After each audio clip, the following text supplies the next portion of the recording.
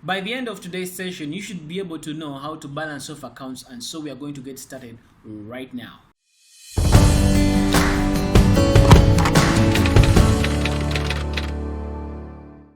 So for quite some time now, I've been talking about debit this, credit this, open this account, and all these things. Now we all know that we are going to continue doing this double entry for a period of time, let's say a year. Of course, the accounting period is normally a year. And so it is expected that at the end of the year, after doing a lot of debit this, credit this, debit this, credit this, you're supposed to make sense out of this. So what happens is that at the end of the year, the various accounts that you have created are summarized and they are analyzed. Yes, much as we have been posting all these figures on the debit side and the credit side of these respective accounts, what do these figures mean? What do these figures represent? Balancing off essentially is going to help us know the kind of picture these accounts represent. Finding the balance of these accounts is normally done at the end of the year, but depending on the need and depending on the nature of the business, sometimes it can be done at the end of every month. So to illustrate this, I'm going to use a debtors account. So let's look at the debtors account. Now we all know that a debtor in a business is somebody whom you supplied goods and they are supposed to pay you later on. That's a debtor. And so as far as double entry goes, if somebody owes the business money, that person is a debtor to the business, and in the business's books, that person is always debited. So if I may use an illustration, a graphic illustration, let's say we have a debtors account right there, like you're writing on the screen. This person probably came to the premises and they were able to get some goods from the business, but they promised to pay later, so this becomes debtors. So it means that you debit their account. Let's say this person got goods from the business, goods worth 12 million. So what happens is that we are going to debit the debtors account with 12 million.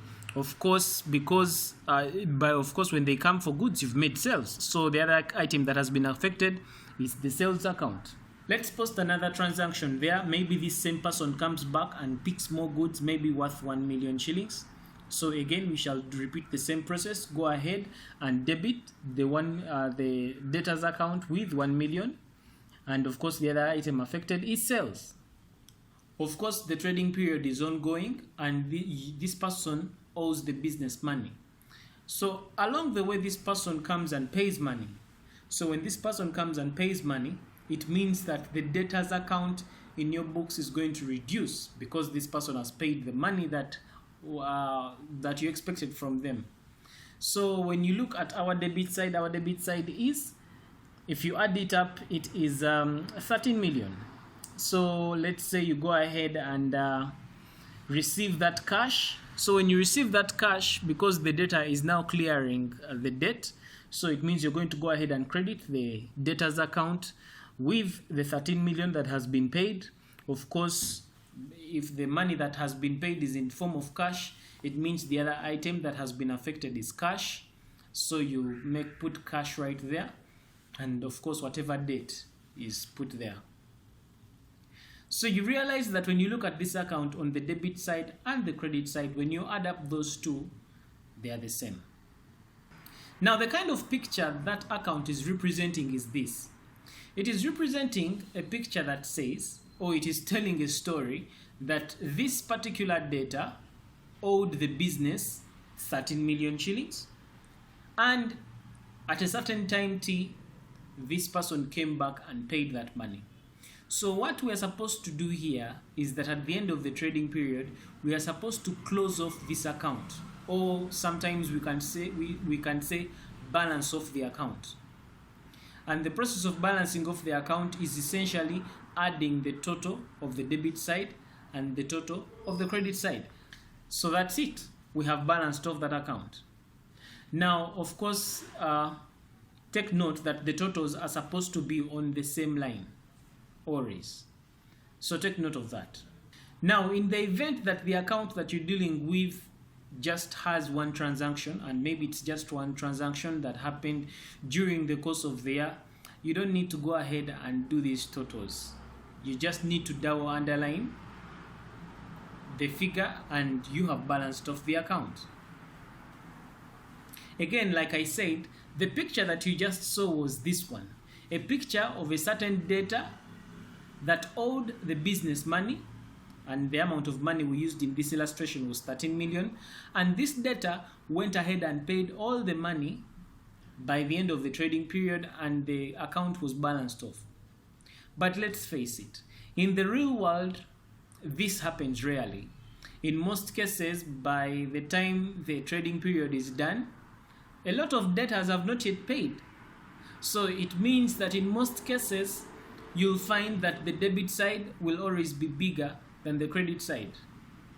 Or what I'm trying to say here, by the end of the trading period, most of the ledger accounts, the T accounts, will have different balances on the debit and credit side. So when this happens, how do we balance off this account? Let's look at this graphically. Take a look at your screen. Look at this account that is right there. Let's call, I've drawn up an account here. We've called it this data event. And on the debit side, we are putting there some random dates right there. 2016 August.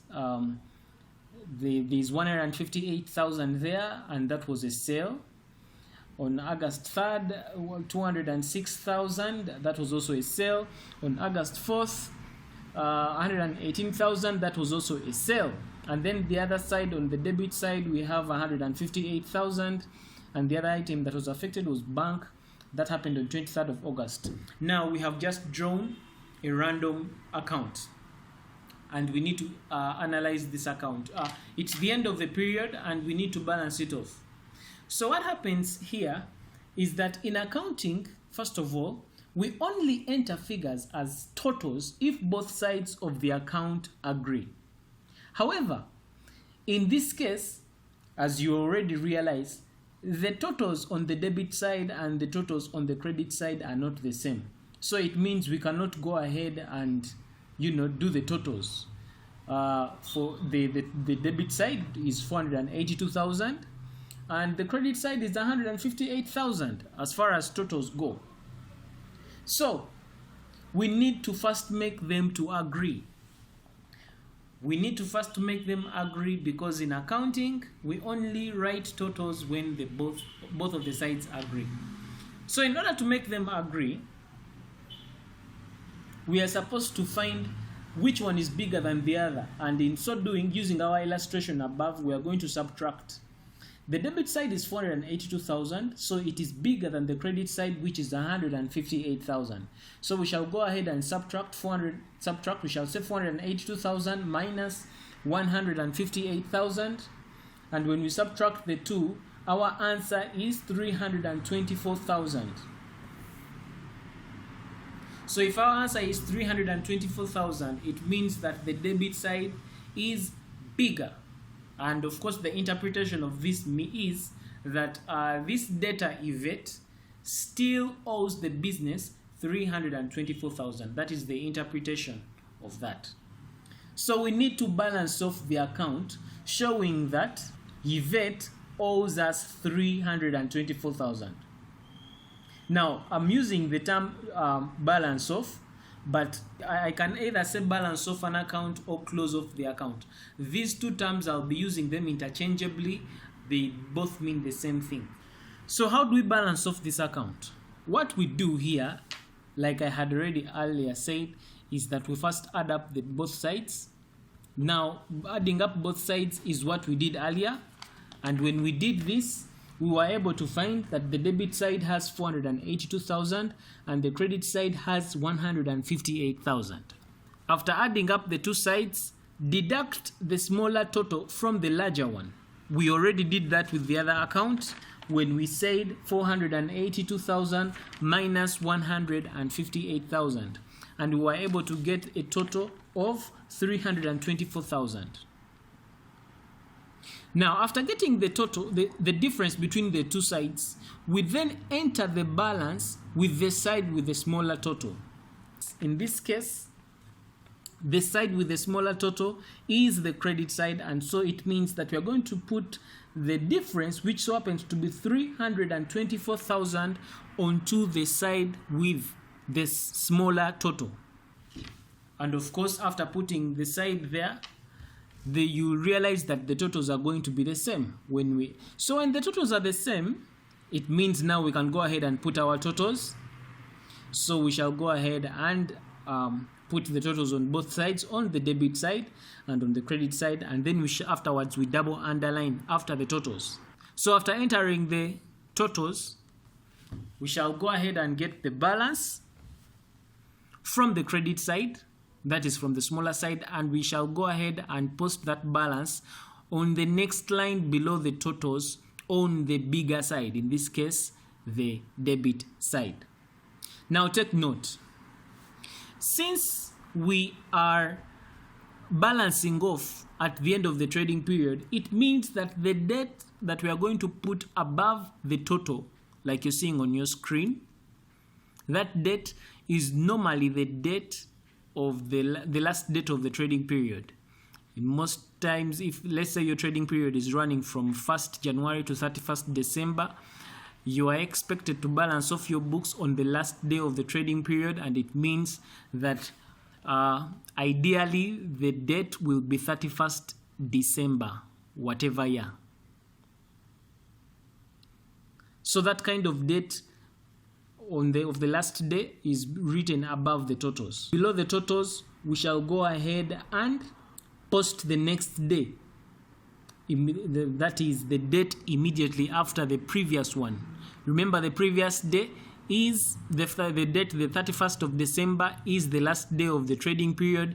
It means the next date, that is on 1st of January, will be the first date of the trading period, the next trading period. So in most cases, below the totals, we normally put a date that will be the next day immediately after the last day of the previous period. Now the balance that is above the totals is what we call the balance carried down. The balance below the totals is what we call the balance brought down. So in other words, the balance brought down is actually the balance that we are starting with in the next trading period. From the simple illustration, we were able to see that the debit balance or the debit side was bigger than the credit side. When you are trying to balance off an account and the debit side is bigger than the credit side, this kind of balance is what we call the debit balance. The reverse is true. In case you are trying to balance off an account and the credit side is bigger than the debit side, then we call it a credit balance. Now, after balancing off all these accounts in the ledgers, what happens is that we transfer those balances to what we call the trial balance. The reason as to why we transfer these balances to the trial balance is so that we are able to see whether the debits or the debit balances are equivalent to the credit balances. Now, if your double entry has been correct, the debit balances and the credit balances are supposed to be the same. The trial balance more or less is more like an arithmetic check. It helps in ensuring arithmetic accuracy of the double entry system. We shall discuss the trial balance in a later session. The purpose of this session was simply to show how to balance ledger accounts. Like this video if you like it. Be sure to subscribe if you've not yet subscribed. Check out other awesome accounting lectures on the channel. My name is Arnold Ranga Kuramia, and this is Kisembo Academy.